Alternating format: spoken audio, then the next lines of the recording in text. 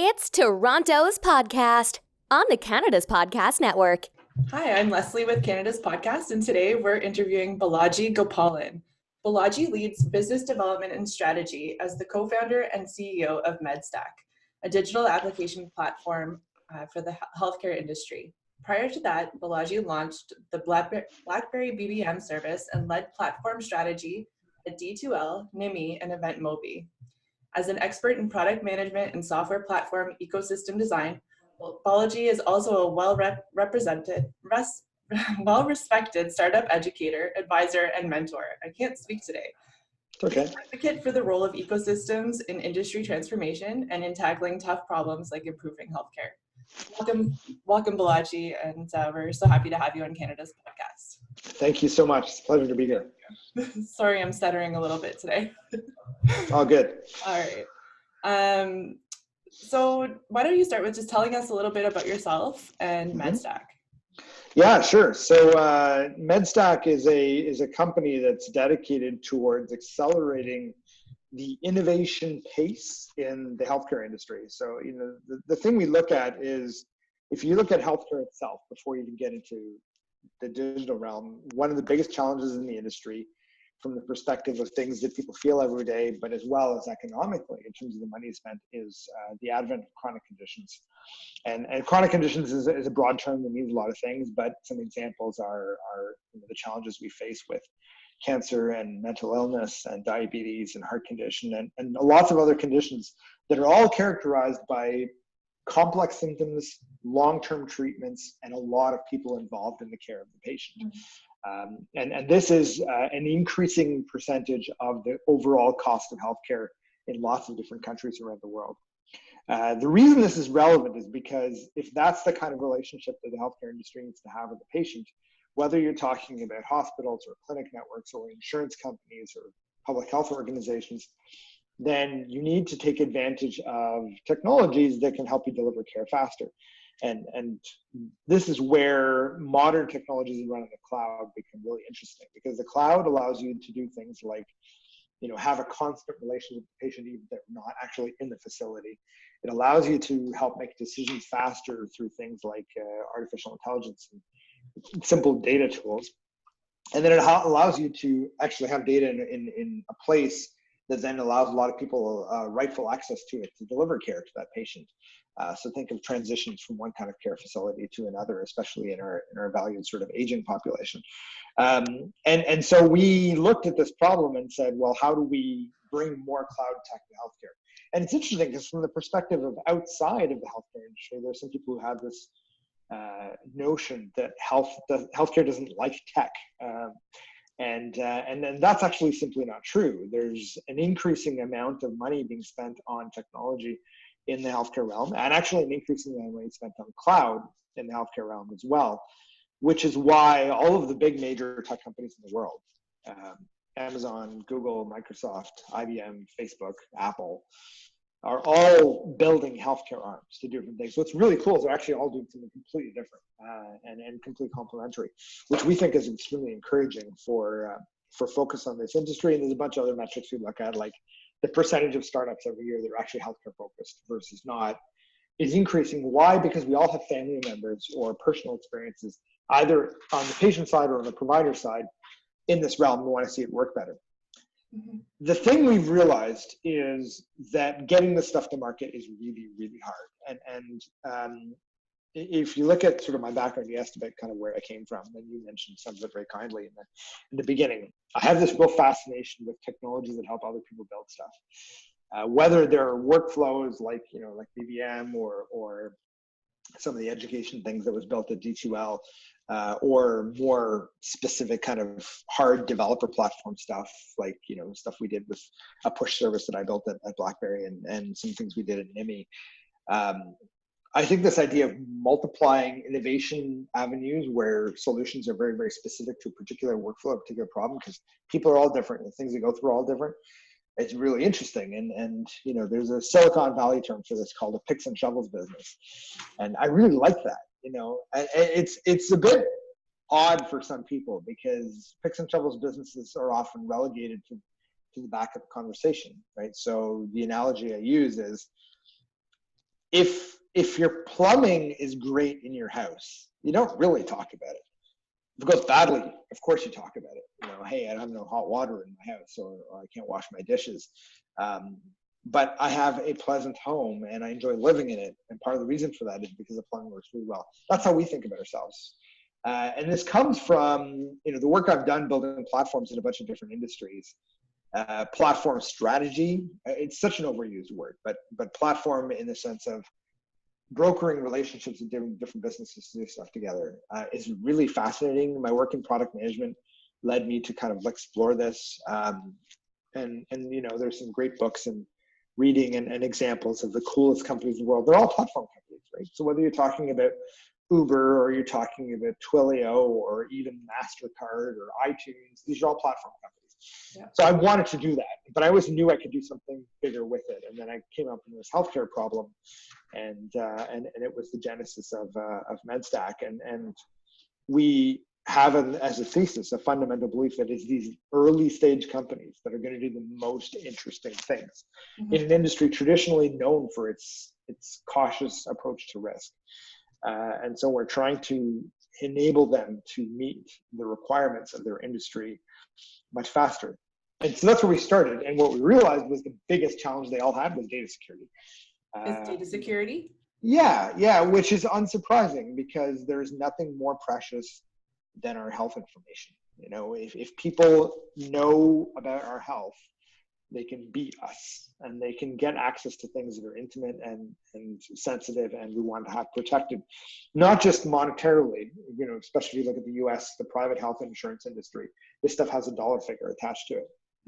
But even emotionally and personally, privacy is in everybody's conversation right now.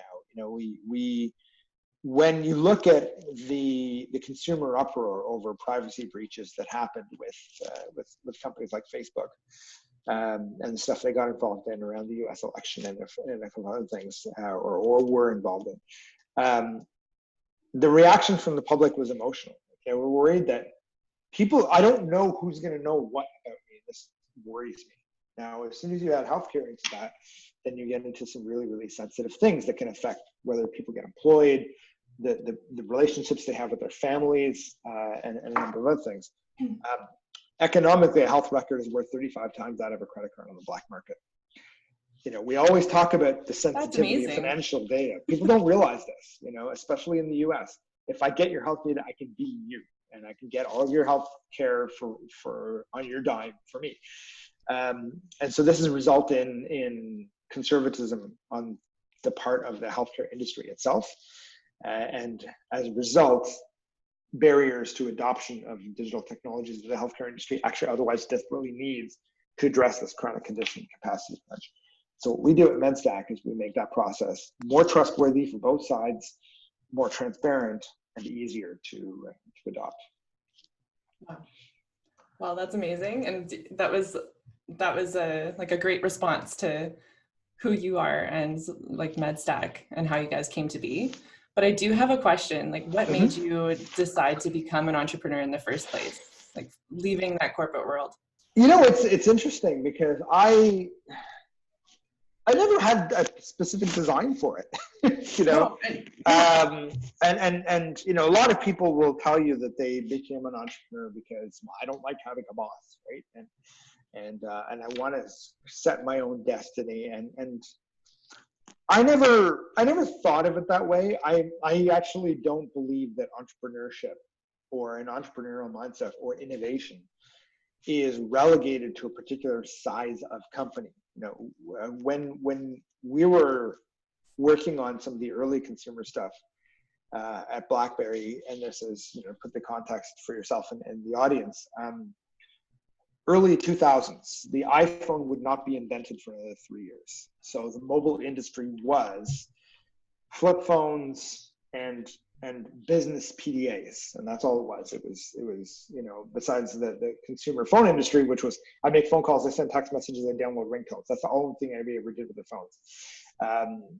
You had these kind of higher end or more powerful devices that was BlackBerry Palm and Windows Mobile, and maybe Danger. we were blazing the trail. And BlackBerry was not a startup at that point. We were kind of a startup inside the company, but we did stuff that nobody had ever seen before. We brought mobile strategy to internet companies who had no idea what to do with it. You know, we were in the offices of Facebook when they first started. We talked to Skype, we talked to Yahoo, we talked to eBay, and we told them how mobile should work. And I don't mean just us, other people in the industry were, but we were a bigger company. So I think innovation is possible at lots of different levels. But I had gotten involved as an educator and as an advisor with a number of companies, and even in my work in these larger organizations working with startups. For example, when I was at Desire to Learn, I was in charge of a strategy for helping our education platform work with tiny little ed tech startups, and how do we integrate them into our offering. So I became very fascinated by the role these small companies play in a very, stripped down kind of like, we're doing one thing and we don't have time to do lots of things, and we have to do the one thing we have to do quickly to be able to survive. And this opportunity came to me, and I was fascinated by a couple of things. First of all, a chance to do entrepreneurship, and quite frankly, in my early 40s, I was like, this is probably the only chance I'm going to get. If I say no, and it'll be too late by the time I get another one. When my partner brought me the opportunity for MedStack. And the second was, I really liked the idea that it was a startup who worked with other startups. And that kind of community ecosystem play was fascinating to me. And finally, I had read an article a couple of years prior, written by a famous product visionary and a venture capitalist, about how entrepreneurship has a social responsibility to do the world's hardest things. And why do we have a social responsibility to do the world's hardest things? Because the world's hardest things are governed by the status quo that doesn't move very quickly. And so if you think of it from an industry perspective, there's always sort of five, and you can think of others, but they typically roll up into five. And so the five are healthcare, education, financial services, energy, and government. And other kinds of startups are important, but those five, if we transform those industries, those will change the world because they touch us every single day. And there's a role of technology investment to make the world a better place.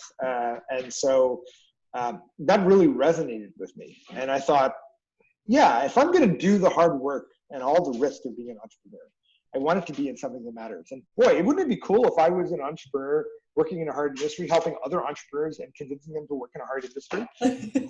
And so that's where, the leap of faith came from. It wasn't, I want to be an entrepreneur, let's find a company. It was literally, I shifted from being a big company person to being an entrepreneur because of the idea itself. It was enough to compel me to do it. That's amazing. It's different. Like, we ask people a lot on here, if a lot of our guests, we ask them if you think that entrepreneurs are wired differently. And I think, like, what do you think about that? Mm-hmm. I think entrepreneurial mindset is wired differently. Yeah. That is not defined by your job title or the size of company you work for. Those of us in an innovation role, whether it's a startup founder, a developer, a market strategist, a business developer, a product manager, what have you, as long as your role is not defined by constant input, to answer the question in a different way, and this is one of the things that I teach in my class, and I actually recently mentored a very early stage company on their product strategy, and I was telling them this, maybe for listening, I don't know, but if the market is static, so in other words, if legislation doesn't change, technology input doesn't change, competitive landscape doesn't change, and customer needs don't change, which is true in some rare cases, then all you need is process innovation. How do you do input output more efficiently? And input output is on a set of functions, which are essentially what it takes to build something: engineering, marketing, sales, and support. Those four things. Design could be considered a fifth. But as soon as any of those factors change, then you have to be constantly creatively thinking around, well, how do I deal with what I don't know? How do I deal with limits on what I have? And how do I make the world understand very quickly that I've done something special? Those questions apply whether you're working for a big giant company or you're a startup founder.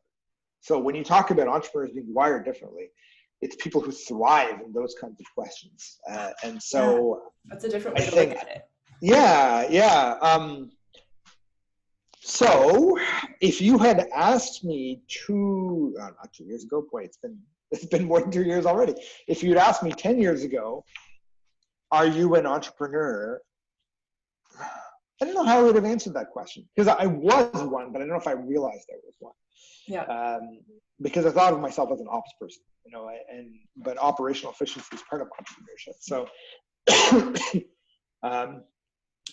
if you'd asked me 10 years ago, do you want to be a founder? I probably would have said no. Yeah.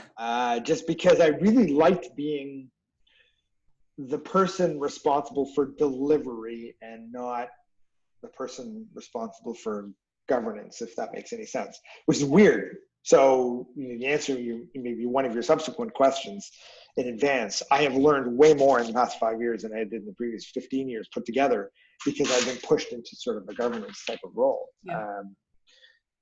But yes, I do think entrepreneurs are wired differently, but I also think that there are entrepreneurs in startups and there are entrepreneurs in big companies. That's a really interesting way to answer that question, and gives a lot of insight to our listeners too. So thank you. But I just wanted to ask you, when did you actually get started? It was 3 years ago when you started MedStack? MedStack it's coming up on our 5th birthday, and next April we'll be 5 years old. So it's been since 2015. It's been I tell myself this repeatedly because not to be cliche, but it feels like 30 years, and it also feels like 3 minutes. Yeah. So there's not been a single day where I could feel the time passing. In other words, like where like the day started the same way that it ended. It's been change every day, but it's been 4.5 years of change every day. So. Wow.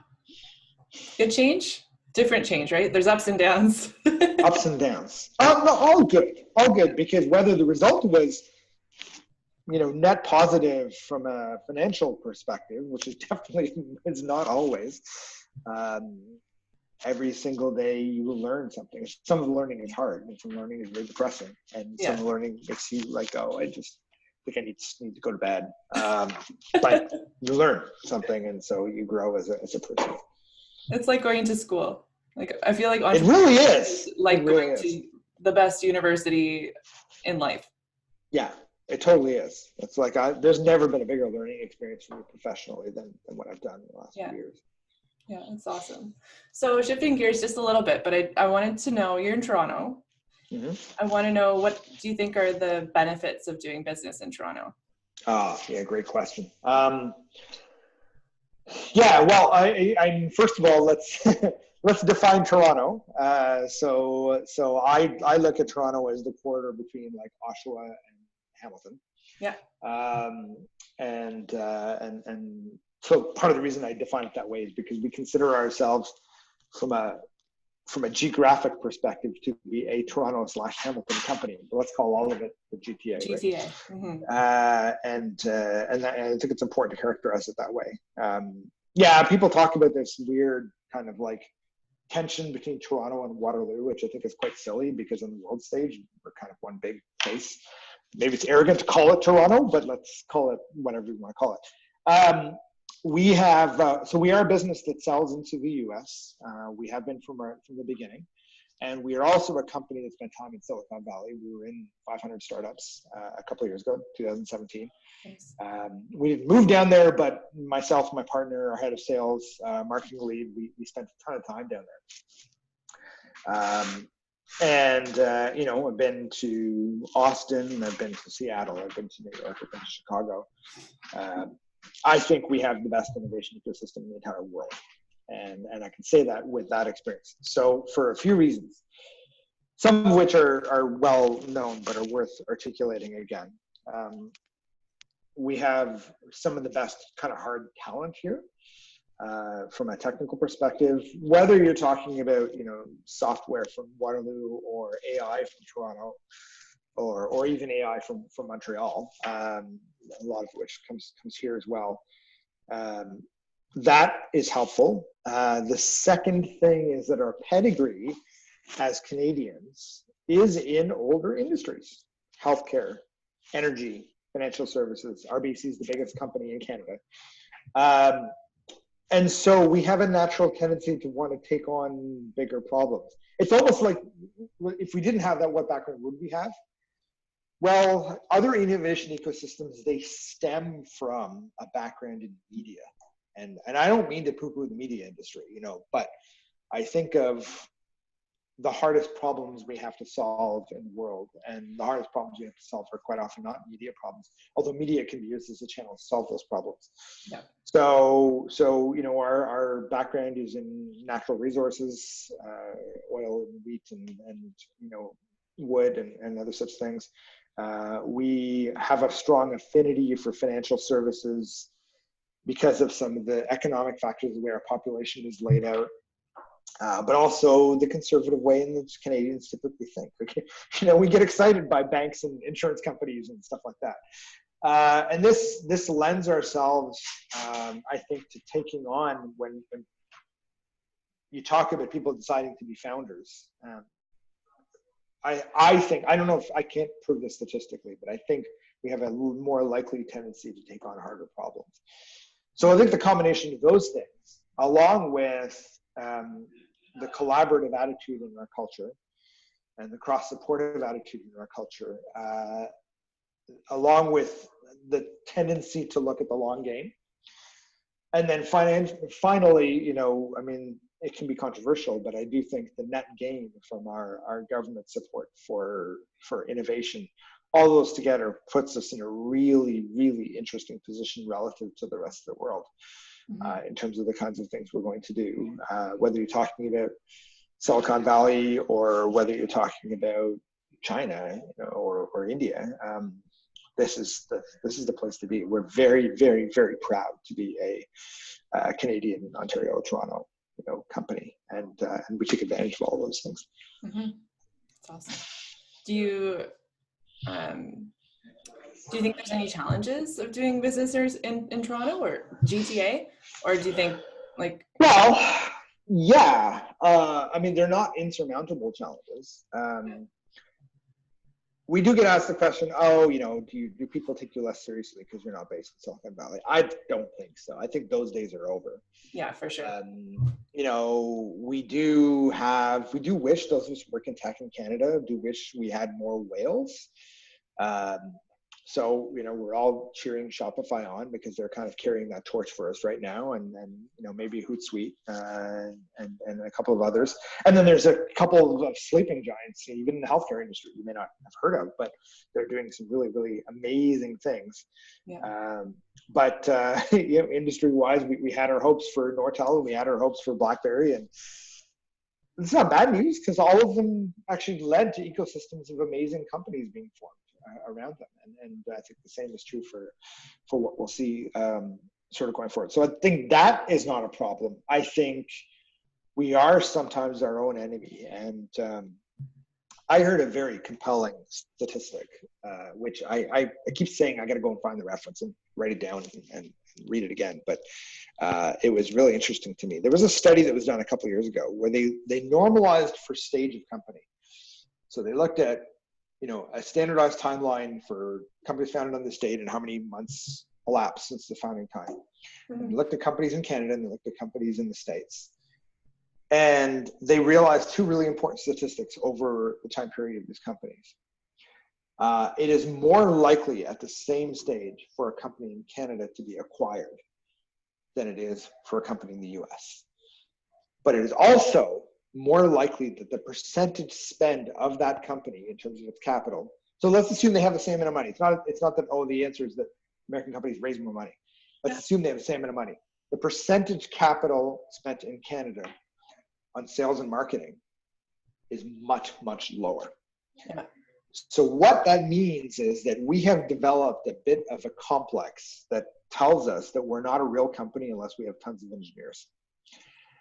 And in fact, most engineers, and I see this all the time. I see it in the founders that I talk to. I see it in in the investors I talk to, that's the first question: is how many developers do you have?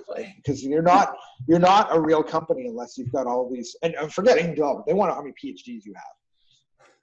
I'm not saying anything against people in those roles, because they're really, really important. But our ability to push ahead in terms of a story to our market is muted because of it. So what ends up happening is that we are tackling hard problems, as I said earlier, that need to be solved, and we're actually solving them. Like, our tech is good, our products are great, our science is fantastic.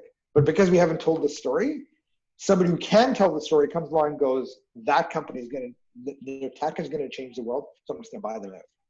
Yeah. Meanwhile, and it's unfortunate because we end up celebrating it as a victory. Hey, look, XYZ got acquired by ABC, but that's actually not a victory. The victory is the company grows and stays Canadian and changes the world, as they do. Again, the way that Shopify is redefining the e-commerce for the entire planet, and is really a retail competitor to Amazon.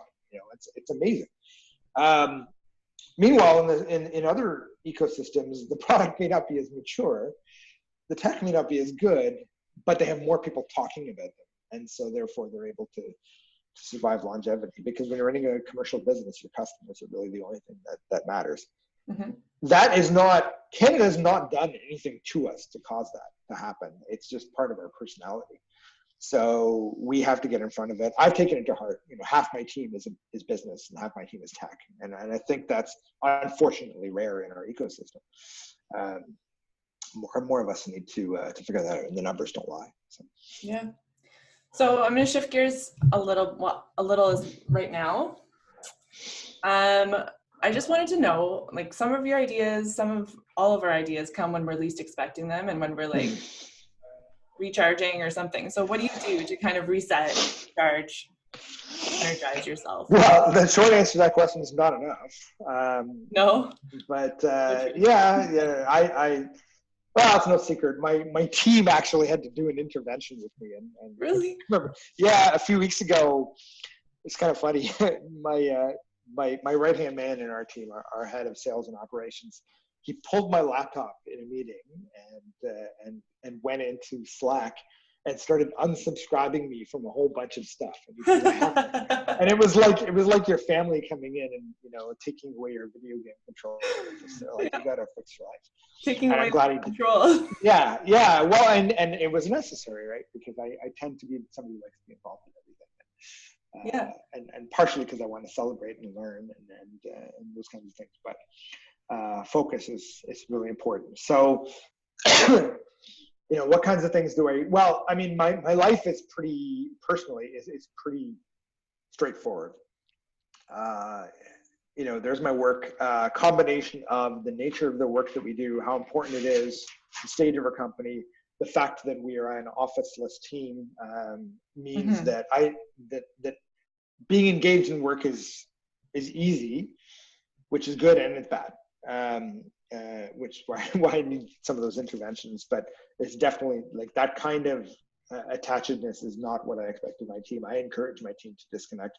I celebrate my co-founder because he's not like me, and I learn from him. He actually unplugs every Saturday, and boy, I wish I could be more like that. But I've learned how to do more of it because of watching him. So my work takes up a lot of my brain power, and then the remainder of it is my kids.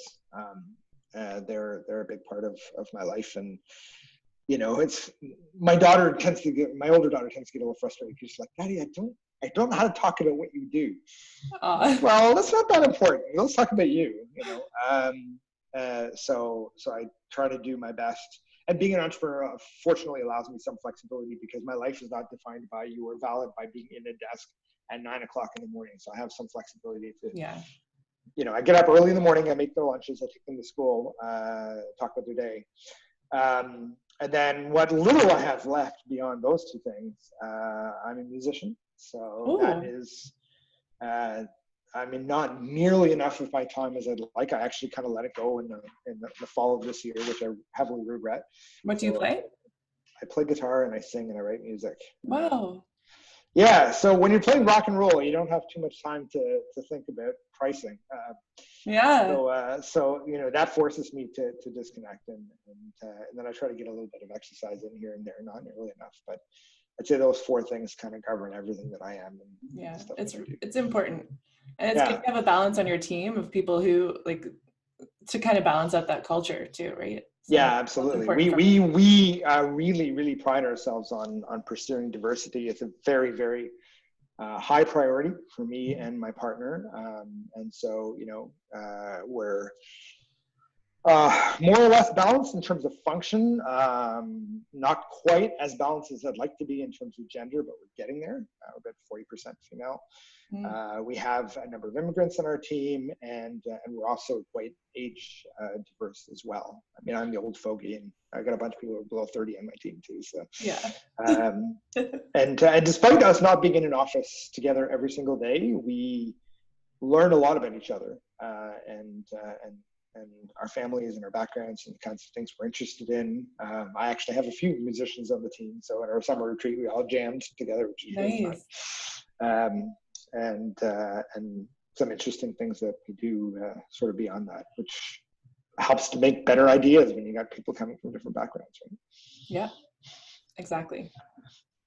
So I'm going to flip to the future of your business. Okay. Sure. I want to know, where do you see your business in 5 years?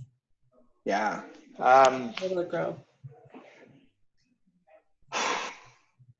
Hugely, I hope. We've been talking a lot about this in the team, and my background in product has me often thinking in terms of the value proposition statement, right? So for a customer defined this way who has this problem, we are this, and we do it well because of these reasons, and different for our competitors because of this. So everything I do kind of comes back to that, whether it's that statement or the business model canvas or what have you.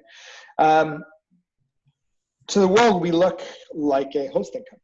That's actually our business model. So you pay us for servers, essentially. Yeah. The servers are enhanced with all of the security and privacy requirements of the healthcare industry.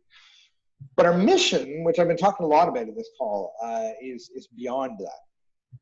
We see success as more early stage tech companies choosing healthcare as a realm to work in. So what are all of the things they need to be successful?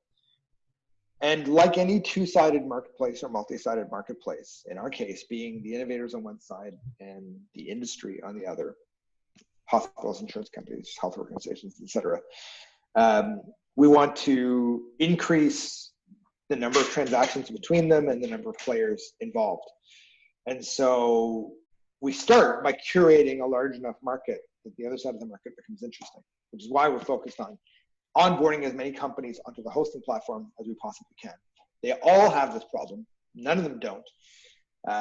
As long as, and even on the borders are getting less fuzzy, right? So you could argue, well, if you're just like a consumer wellness solution, who does like diet tracking, do you need compliance?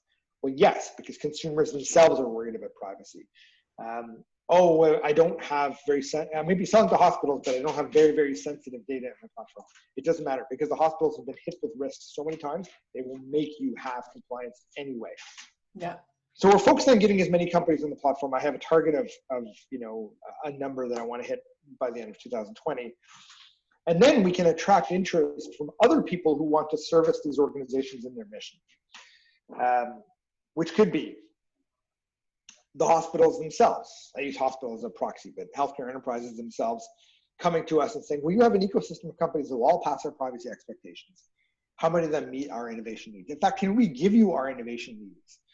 We want to change our emergency department. We'd like to change the way we handle radiology images. We like to change the way that we onboard nurses, what have you. And can you find companies to work with us? So we become a channel for these companies into their customers. Other things become service providers to that transaction. So it could be development shops. It could be design firms. It could be people who handle patient consent. It could be medical researchers who are interested in this innovation ecosystem. We become a place for them to go. In other words, I'd like MedStack to be the platform you go to get everything you need if you're building a digital health company, including funding, maybe. That's something else we often think about. So that's where we want to take it. Some of those things we'll build. Many of them we will not. because there's other people doing that. But we know that the cloud has to be a fundamental tenet to these companies winning. Healthcare itself is moving to cloud. It's moving slowly, but it is moving to the cloud because healthcare enterprise IT managers have enough to worry about with the internal systems that they don't want to keep onboarding more and more systems they have to have responsibility for. The cloud providers are all making healthcare a priority segment for them, and we're helping them to do this. And so the compliant hosting will always be a foundation, but what we want to do is build a suite of services on top that help these companies be successful. And of course, in so doing, move to larger and larger organizations. There's not a lot of large organizations. Like the most interesting stuff is happening with the early stage startups, but a few of them who have been with us since their inception are now much bigger companies. That's awesome. So what do you think is the greatest challenge that you faced so far in your business? Well, I mean, we have a lot. We're taking on something pretty scary. Yeah. We're taking on privacy, we're taking on cloud, we're taking on healthcare. The combination of those three things itself is pretty scary. So we face a healthy amount of skepticism because of it. I don't think that's a bad thing. I mean, it gets hard to hear over and over again that you're doing something that might be almost impossible to do. But I think that also motivates and encourages and energizes me. I think there's uncertainty because we're at the beginning of a very big revolution. The healthcare industry will be overturned. Tons of policy changes that are happening, value-based care, potential universal pharmacare in Canada, and then unique challenges in the industry, be it antibiotic resistance to community care in maybe remote parts of the world, to social determinants of health. These are all questions that change, it causes the industry to change at a more rapid pace than it's ever faced before. And then meanwhile, you've got like the technology evolution. What does the world of container orchestration mean to MedStack? What does microservices, serverless technologies, all these things are stuff that we're thinking about. My team just came back from a DevOps conference and was brimming full of ideas of things that are happening in the industry. So change is a challenge in itself, but that's no different than any other startup that exists. We're always wondering about, what are the advantages and the risks of being an infrastructure company under the covers? Is the world of the future owned then by people who have visible solutions, or is it owned by picks and shovels companies like us? I think we like who we are, but there's always some uncertainty, and it's easier to swallow when you see something tangible in front of you than something behind the scenes. So these are some of the things that I think about, and it requires a little bit of a counterintuitive mad scientist mindset. So we have to populate the team with people like that, which I love the folks we got working for us. We're all a little bit crazy in terms of what we do, and that's why we do it. So these are the sorts of things that both excite me and draw my attention kind of every single day. Yeah, it sounds like you're a really resilient team as well. You have to be. Yes. Right, for sure. So if you could go back in time, what advice would you give your 20-year-old self? Just to throw you off the 20-year-old self. Rocker. Yeah. I don't even know where I was when I was 20. I was 20. I was in university. Well, okay. So let's answer the question that way. What was I doing when I was 20? When I was 20, I had designs on being a researcher in a very different industry than I'm in now. And I was pretty sure, like I knew that's where I was going to end up. So my first piece of advice to myself would be, look up, don't look from down here, and look around you and realize that your future may lie in places that you don't expect, and to be best prepared for that. measure your personal success and your goals every day by the number of new experiences that you can have. You know, just go and do more, discover more, create more, risk more, fail more, learn more, meet more, and then not for any sort of intent, really, just like the more you have experienced, the more opportunities will just come to you, and you'll just fit them all because you will have done them already. So that's probably one, you know, piece of experience or advice I would have. Obviously, if you ask anybody in their mid-40s what advice you give them when they were in their 20s, it's like, hey, just enjoy the ride, man. Yeah. Oh, your video, your audio just cut out there. Yeah, my phone was trying to get a hold of my attention. I apologize for that. Yeah. Yes. But yeah, enjoy the ride, right? Yeah, enjoy the ride. You know, now is the time, because later you may not have the time. Don't grow up too fast, you know. Yeah. Those kinds of things. So. Yeah, that's really important advice, but very relevant to everybody. Yeah, I think so. Yeah. So what's the best piece of advice that you've ever received from somebody else? Wow. There's been a lot. I'm trying to think of the one that sort of comes. It's hard to come up with like the actual words of advice, but. Well, you know, I mean, the one that you hear a lot, but you can never really hear enough, and you need to kind of remind yourself of over and over again, is when things look bad, you'd be shocked at what actually turns around tomorrow. Yeah. You know, don't give up. Take a breather if you need to. And like this is not like sage advice I got years ago that, you know, I've lived by every single day. It's advice I probably got from somebody 3 days ago, and I needed it then, and I probably will need it again 3 days from now. You kind of need to hear it every day, which is like, because you're in a world of rapid change, either because the world is changing, you're changing, your business is changing. You need to sort of take a breather and go. People have been in worse, stickier situations. They've actually pulled out of it okay. Yeah. So I think that's really, really helpful to know. Blink and you'll miss it. So pay attention to what's going on around you. Appreciate stuff that's going around you. Don't be too hard on yourself. I think I'm getting better at that, but I do need to be reminded of it, because I always want more out of every single day than I can possibly get out of it. So you know, I think those things are, and it's less about advice and more that when I look at people who have lived those tenets, then I admire them. So they must be doing something right, right? Yeah, or they've learned something along the way. So yeah. So like, I want to be like them. Yeah, that's kind of how I think. Yeah, those are all great pieces of advice. Mm-hmm. So you might have noticed this from previous interviews, but now we're going to move into like a different kind of interview style. So it's called rapid fire. And we've got 8 questions in a row, and just answer them top of your mind.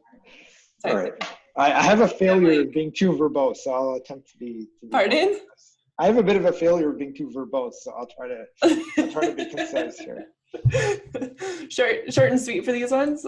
Short and sweet. We'll see.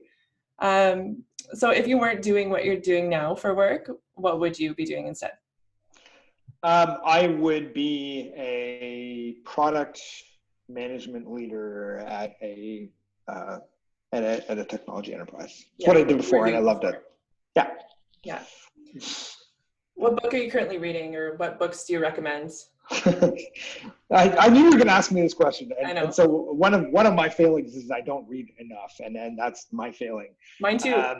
Yeah, I read to my kids. Books that have resonated with me. I had read before. My partner is now reading it, and we're talking about it. The Hard Thing About Hard Things. It's a really, really awesome book, and it reminds you that of a bunch of stuff that I've talked about today. That's really useful. Another one that's I read once, really quick book, but it always kind of sat with me, is it's called Back of the Napkin, and it talks about how you react to other people with ideas, and whether you're somebody who creates ideas, somebody who edits ideas, or somebody who celebrates ideas. and using the whiteboard as an analogy. So I've always kind of played that back. That's really cool. Yeah, back to me. And then, and then the Checklist Manifesto was a book that I read that really reminded me that things that you think are easier that you do every day may not be easy, and it's really easy to make stupid mistakes. Yeah. So forgive for yourself if you do, and then build processes by which you can do them better. So I've tried to incorporate some of that thinking into what I do. Awesome. Those are good recommendations. Do you read, not read, do you listen to audiobooks or anything, or? A little bit, but I gotta, so I'm trying to be better about all of this stuff. And, fortunately I surround myself by people who are much better learners than I am and drink this stuff up. To be honest, we talked earlier about decompressing, and in the few moments I have to read or to listen to stuff, to be honest, I engage in music because I don't have a lot of chance to do it. So when I have a few moments in the subway, I always tell myself, okay, today is the day I'm going to listen to an audiobook and a podcast and all this. Nope, I'm going to put on music. You're putting it on your playlist. Yeah, because I can't at home because, we're busy with all the stuff that's going on there. And when I'm at work, I'm at work. So yeah, that's I totally understand that. I'm actually a similar type of learner. I'm totally ashamed of it, and it's not what and I have a stack of things and stuff that I want to do. I'm trying, but that's the reality of what I'm looking at. It's what you enjoy, right? Mm-hmm. Cool. Are you a morning or a night person? Both. I actually can be. I've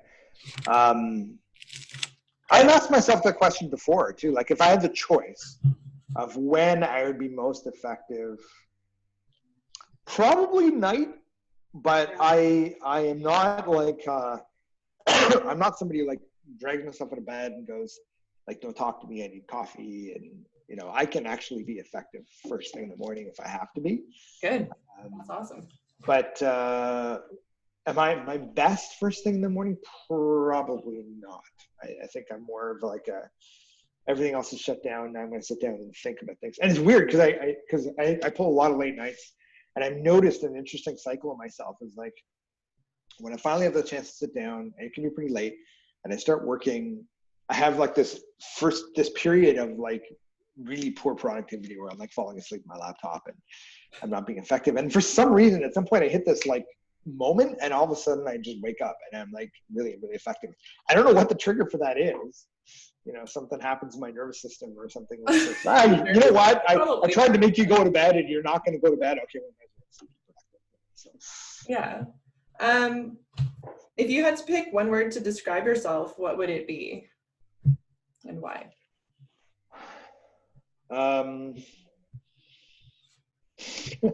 That's hard. I find this is one of the really hardest questions for people. One word to describe myself. Yeah. One word to describe myself.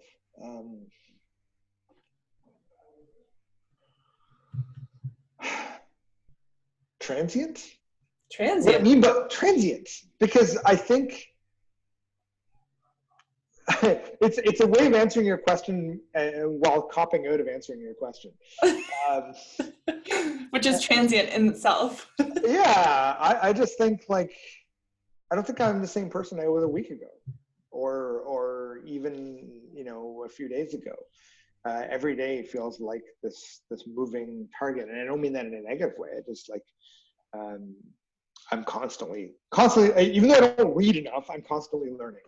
Yeah. And so, is there like one thing that there are values I have that would define who I am? Those don't change, but I don't think like to pick one of those as defining who I am is as appropriate as sort of saying the way that I represent them and use them, and the decisions that I make, those are always changing. So. Mm-hmm. I'm transient. It makes you sound like it's like a nomad, but exactly. I'm not. That's what I was gonna say. Yeah, I'm not a nomad. It's more.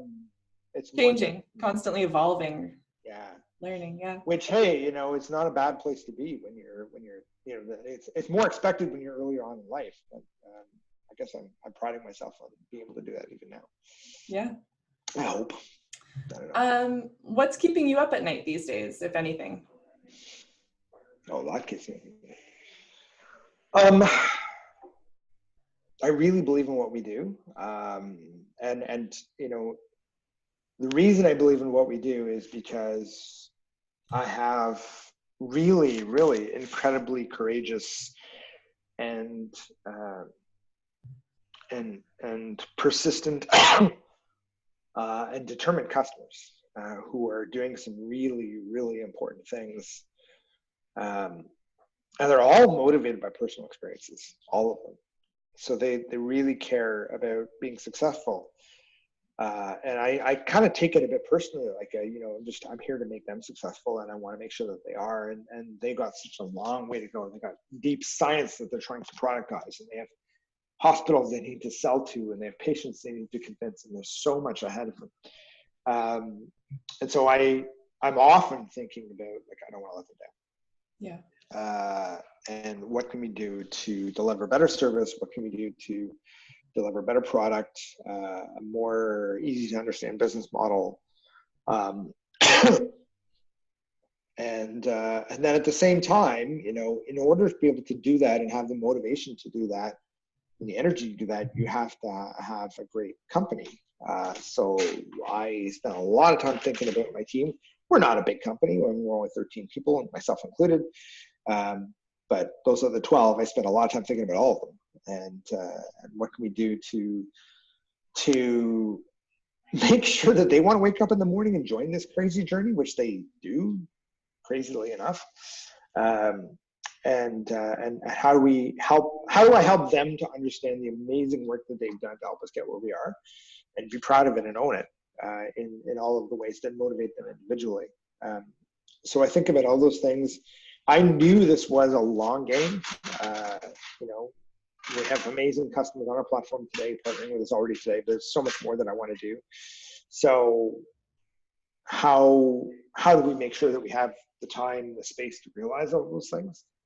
That keeps me up at night. So how do we reduce the cycle that people understand the value of what we do, the value of what our customers do, whether those are investors, customers, media, our own employees, myself, and what is, as you said, 5 years from now look like, and how do I remove all of the obstacles to get us there as fast as possible, and how do we do my job better? This is a really interesting, different gig than anything else I've ever done. So yeah. So my question to you is, do you sleep at all? With all of that going on? Not enough. Not enough. I'm trying to work on it. It's something that I need to do a better job of. I will never for a single second ever recommend to anybody that my daily schedule is one that anybody should emulate. In fact, there's others that I should emulate. But I don't have trouble sleeping. You asked me what keeps me up at night. I should caveat that answer. So I don't lie awake at night going, oh my God, what am I going to do? When I do go to bed, I'm pretty good at sleeping. Yeah, it's more of a metaphorical question. I just don't. That's my problem. I'm like, I'm not ready to. There's more I want out of this day, and there's things I want to do to make sure tomorrow is better. So my second last question to you on that note is, what does your morning routine, evening routine kind of look like? Pick one. Morning routine. Let's do morning routine. How detailed do you want me to be? But I get up on weekdays, I get up almost the same time every day, which is pretty early.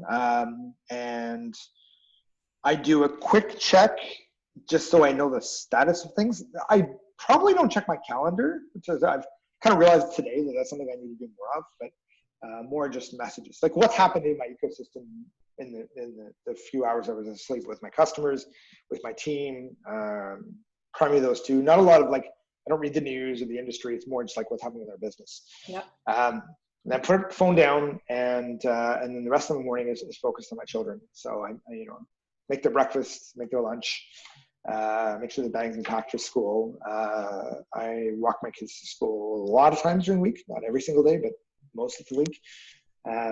And then once that's done, then kind of my day starts. So, most of the week it's like either heading into town, being in Toronto, there's a commute involved, or heading into calls or meetings or what have you. We're sitting down and answering emails, answering Slack messages, maybe going to the gym, and then I blink and then it's time. The day's over. Yeah. There's not enough hours. Yeah, it's like today. I feel like it's been one hour, and it's already 2:00. It's crazy. Yeah, I know. That's what a lot of my days are. My weekends are different. My weekends are very much governed by my kids. They have pretty busy schedules. I make breakfast for them every Saturday. I pride myself on my pancakes. Good dad. So those are my mornings. That's awesome. So my last question to you. This is something that we ask all of the guests on the show. So you probably have heard it, but there's a small tropical island in the middle of the ocean. Let's say it's off the coast of Fiji, with only one phone booth and no internet. We drop you off there with no technology at all. Anytime you can use the phone booth on the island to call the boat to come pick you up. How long would you last before making that phone call, and what would you do until then?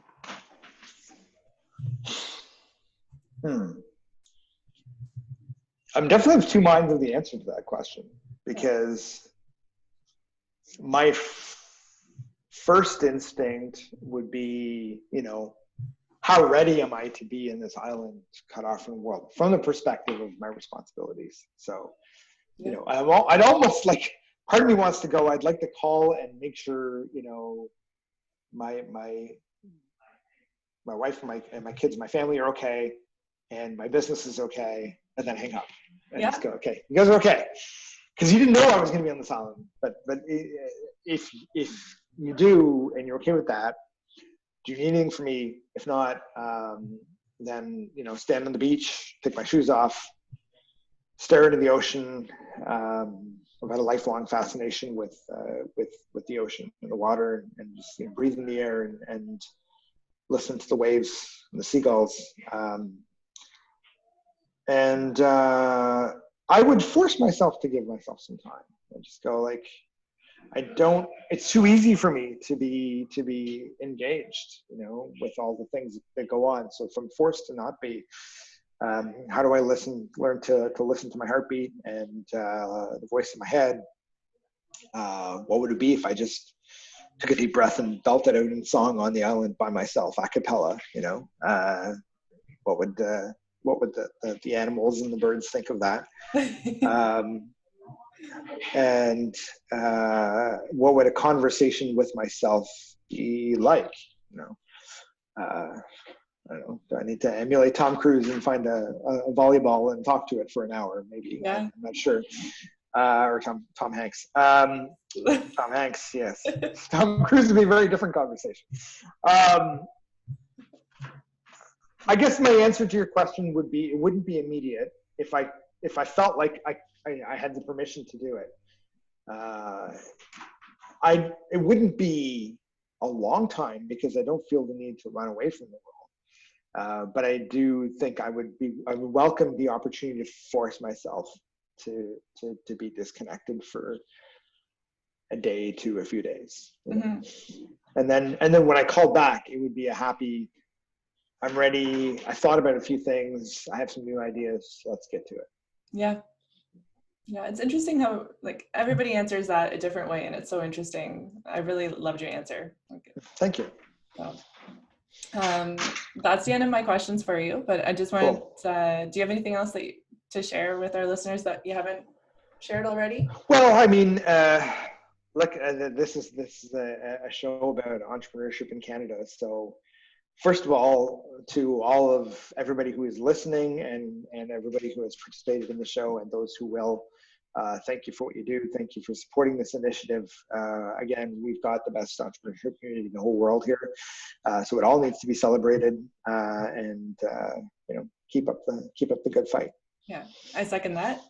Thank you. Where can our listeners find you online? So I'm on, obviously MedStack can be found at medstack.co. We are pretty active in our community, so you'll see us in just about every sort of startup or tech or entrepreneurship or especially digital health focused event that happens across our great country. I'm on Twitter, Balaji Gopalan 73, usually talking about digital health, usually talking about DevOps, security, and startups, product management, and you can find me and us on LinkedIn as well. LinkedIn. Are you guys on Instagram? Yeah, we do. We have an Instagram account. I wouldn't say there's a ton of activity from MedStack on there, but definitely a few things. Nice. I'm on Instagram as well. I almost use it exclusively for posting pictures of my kids. Yeah, I'm the same way. Yeah, or music stuff, and that's that kind of governs that side of my life more than. Cool. All right. Well, thank you so much, Balaji, and we're so glad that you could come on the show and talk to us today. I'm really honored. Thank you very much. It's been fun.